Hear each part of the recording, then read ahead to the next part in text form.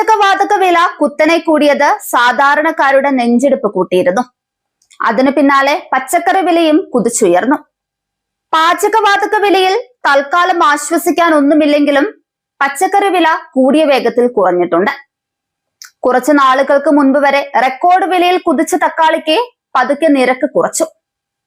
റംദാൻ മാസവും അതിനു മുൻപ് വന്ന മണ്ഡലകാലവുമെല്ലാം പച്ചക്കറി വില കുതിച്ചുയരാൻ കാരണമായിരുന്നു. എന്നാൽ ഇപ്പോഴിതാ തക്കാളിക്ക് വില കുറയുകയാണ്. തമിഴ്നാട്ടിലെ തിരുനെൽവേലി നൈനാർകുളം മൊത്ത കച്ചവട പച്ചക്കറി വിപണിയിലാണ് തക്കാളി വില കുറയുന്നത്. വിപണിയിലേക്ക് എത്തുന്ന തക്കാളിയുടെ വരവ് വർദ്ധിച്ചതാണ് വില കുത്തനെ ഇടിയുന്നതിന് വഴിയൊരുക്കിയത്. തിരുനെൽവേലി, തെങ്കാശി ജില്ലകളിൽ നിന്നുള്ള പച്ചക്കറിയാണ് പ്രധാനമായും ഇവിടേക്ക് എത്തുന്നത്.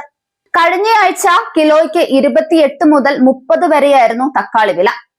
എന്നാൽ ഇത് 10 രൂപയിലേക്ക് താഴ്ന്നു. ഉള്ളി ഉൾപ്പെടെയുള്ള പച്ചക്കറികളുടെയും വില കുറഞ്ഞിട്ടുണ്ട്.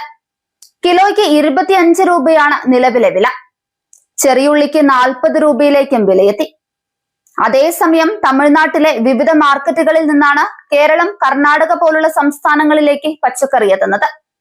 അതിനാൽ തന്നെ തമിഴ്നാട്ടിൽ പച്ചക്കറി വില കുറയുന്നത് കേരളത്തിലും പ്രതിഫലിക്കാൻ സാധ്യതയുണ്ട്.